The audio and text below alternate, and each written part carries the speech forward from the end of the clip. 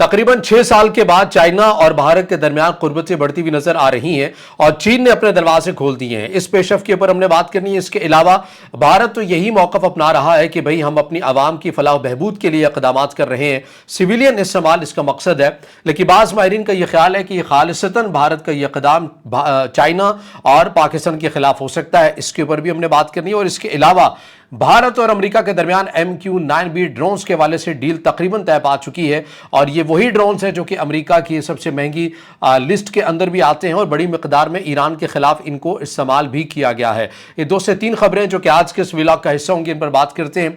अस्सलाम वालेकुम। आज तारीख है 3 अगस्त 2026 और मैं हूं रजा अब्बास। आपसे दरख्वास्त की वीडियो को लाइक और चैनल को सब्सक्राइब जरूर कीजिएगा। सबसे पहले हम इसी तरतीब के साथ बात कर लेते हैं कि जो कि चाइना और भारत के दरमियान तकरीबन 6 साल के बाद कुर्बतें बढ़ी हैं और 6 साल के बाद ऐसा हुआ है कि चीन की तरफ से ये जो इकदाम है ये किया गया है। हुआ क्या एग्जैक्टली? तो मामला ये हुआ है कि सिक्किम के नाथोला पास में, जो कि समंदर की सतह से तकरीबन 4302 मीटर बुलंद है, यहां पर भारत और चीन के दरमियान सरहदी तिजारत 1 अगस्त 2026 को 6 साल के वक्फे के बाद बाज़ाब्ता तौर पर दोबारा शुरू कर दी गई है और यह तारीखी रेशम रूट का एक अहम हिस्सा है जो भारतीय रियासत सिक्किम को तिब्बत के साथ जोड़ता भी है। इसकी तफसीलात मैं आपके सामने रखता हूं और ये भारत के लिए, भारत की इस रियासत सिक्किम के लिए कितना अहम था। यहाँ के बाशिंदे क्यों अपनी रियासत के ऊपर, अपनी हुकूमत पर दबाव भी डाल रहे थे, इस ज़िमन में एहतजाज भी होते थे कि भाई चीन के साथ आप ताल्लुकात को बेहतर कीजिए और इस राहदारी को, इस बॉर्डर को आप ओपन कीजिए। अब इसका जो तिजारत का आगाज़ है, इसकी तफसीलात में पढ़कर आपके सामने रख देता हूँ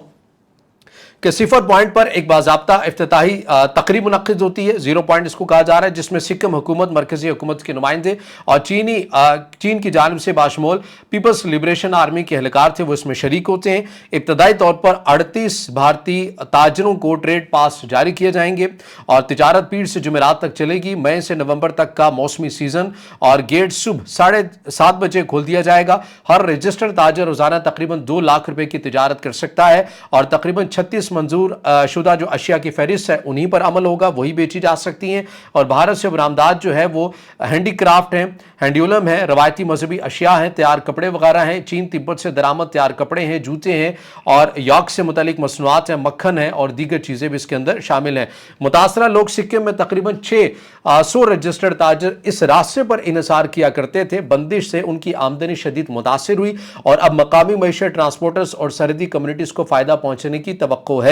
इसी दौरान हिमाचल प्रदेश के शिपकी लापास से भी तिजारत दोबारा शुरू हुई है और लिपोलिक उत्तराखंड वाली साइड से भी इसी अमल का हिस्सा जो है वो माना जा रहा है। और नाथोला 1962 की जंग के बाद इसको दोबारा तकरीबन 44 साल के बाद 2006 में खोला गया था और फिर उसके बाद गलवान वादी वाला जो तनाज़ा हुआ उसके बाद दोबारा से अब ये 6 साल तकरीबन बंद रहा। अब इन रस्सों को, इन बॉर्डर्स क्रॉसिंग पॉइंट्स को अब चीन और भारत के दरमियान दोबारा ये मामला तय पाए हैं और 6 साल के बाद इनको खोल दिया। अब जो सिक्किम जिनकी मैंने बताई है बात, जो भारत की रियासत है, ये ऐसा ही है जैसे गिलगित बल्तिस्तान है, खंजराब वाला एरिया। यहाँ के बड़ी तादाद के अंदर बाशिंदे हैं जिनका चाइना में आना जाना है, जिनके कारोबार है, जिनके रोज़गार है, वहाँ से होलसेल में वो सामान लेकर आते हैं, पाकिस्तान के मुख्तलिफ हिस्सों में बेचते हैं, बाकायदा एक तिजारत है।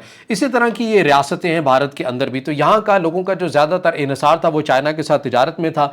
वो यहीं से अपने कंटेनर्स लेकर जाया करते थे, वहाँ से सामान ले आया करते थे या फिर भारत से सामान लेकर चाइना में चले जाया करते थे। तो उनका जो दारोमदार था, तिजारत थी, वो इसी नोयत की थी। लेकिन ये 6 साल से बंद रहा और गिलवान वादी के तनाज़े के बाद, लड़ाई के बाद और फिर उसके बाद अब आकर ये 6 साल के बाद ओपन किया गया। 6 साल के बाद क्यों आकर ओपन किया गया है? इसमें सिफारती सतह के ऊपर कुछ कोशिशें थी, जिसके अंदर सबसे पहले बताई जा रही है कि 2025 में जो भारत के national security adviser Ajit Doval, उन्होंने चीन के वजीर खारजा से मुलाकात भी की थी इस हवाले से कि बराए मेहरबानी इस बॉर्डर को खोला जाए। और फिर 2024 में भी इसका आगाज़ किया गया था मामलात को तय करने के लिए और चीन के और भारत के जो वजीर खारजा हैं जयशंकर, उनकी भी मुलाकातें चीनी हुकाम के साथ हुई थी। तो बहरहाल एक तवील सफर था, तवील गुफ्त शनीद का सिलसिला रहा 2024-2025 और अब आकर आप ये कह सकते हैं कि चीन और भारत के दरमियान ये जो बॉर्डर क्रॉसिंग पॉइंट्स से अब इन्हें खोल दिया गया है, जिससे भारत के बाशिंदे मकामी सतह के वो खुश हुए ऐसे इकदाम से। वैसे तिजारत के बारे से हमारा एक ही मौक़िफ़ है कि इख्तलाफात रियासतों के दरमियान होते हैं, तनाज़ात चलते रहते हैं, लेकिन तिजारत बंद नहीं होनी चाहिए।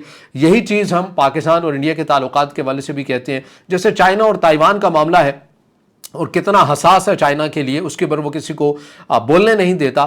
لیکن تائیوان کے اندر بھی ایسے انویسٹرز، ایسے کاروباری لوگ بیٹھے ہوئے ہیں جو کہ خالصتاً چائنا کے لوگ ہیں اور وہاں پر انڈسٹریز بنائی ہوئی ہیں. تائیوان کے کچھ ایسے باشندے ہیں، بڑے بڑے سرمایہ کار ہیں جو چائنا کے اندر انویسٹمنٹ آ کر کرتے ہیں، یہاں پر ان کی انڈسٹریز ہیں، فیکٹریز ہیں.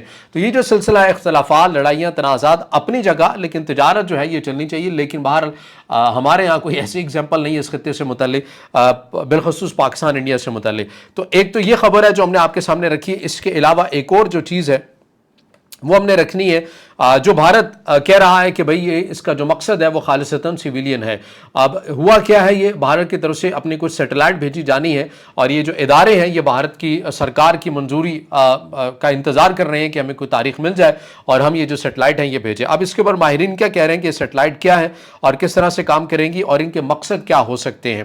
یہ سیٹلائٹ زمین سے تقریباً 36,000 کلومیٹر اوپر ایک مقررہ مقام پر رہے گی. اس کی خاص بات یہ ہے کہ منتخب علاقوں کی تصویر ہر 5 منٹ میں اور پورے بھارتی رقبے کی تصویر تقریباً ہر 30 منٹ میں لے سکتی ہے.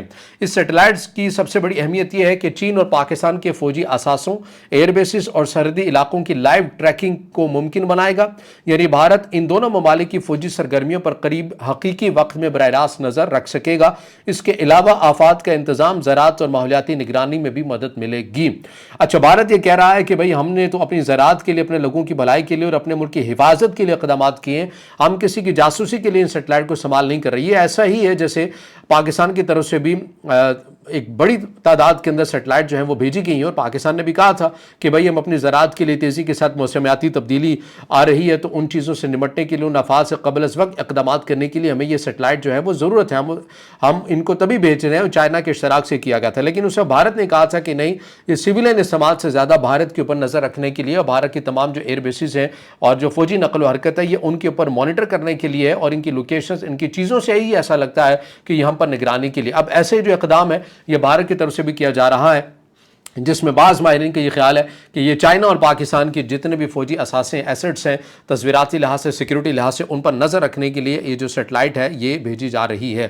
اس کے علاوہ جو تیسری خبر ہے وہ یہ ہے کہ بھارت اور امریکہ کے درمیان تقریباً $3.5 بلین کا دفاعی نوعیت کا ایک ایگریمنٹ ہونے جا رہا ہے، جس میں مختلف چیزیں اور بھی شامل ہو سکتی ہیں. لیکن ابتدائی سطح پر یہ معلومات سامنے آ رہی ہے کہ MQ-9B ڈرونز بھارت جو ہے بڑی تعداد میں امریکہ سے لینے جا رہا ہے، جس کی سپلائی 2027 سے 2030 کے درمیان یہ بھارت کو مل جائے گی. اب یہ تقریباً ان کی اس ڈرون کی جو پر یونٹ کاسٹ ہے وہ $30 سے $35 ملین ہوتی ہے. تو بڑے مہنگے قسم کے یہ ڈرون شمار کیے جاتے ہیں اور بھارت جو ہے یہ ابتدائی سطح پر اپنی ایئر فورس کے لیے اور اپنی نیوی کے لیے اس کے جو ویریئنٹ ہے وہ لے رہا ہے.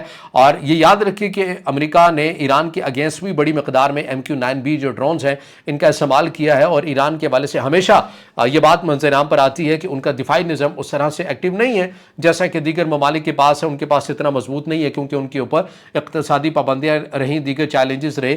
مگر اس کے باوجود بھی بعض ذرائع سے یہ چیزیں سامنے آتی ہیں، یہ خبریں سامنے آتی ہیں کہ اپنا دفاعی نظام کمزور ہو جانے کے باوجود بھی ایران نے 90 کے قریب، ایک محتاط اندازے کے مطابق 90 کے قریب جو MQ-9B ڈرونز ہیں، یہی ڈرونز جو بھارت لے رہا امریکہ سے، یہ گرائے ہوئے ہیں.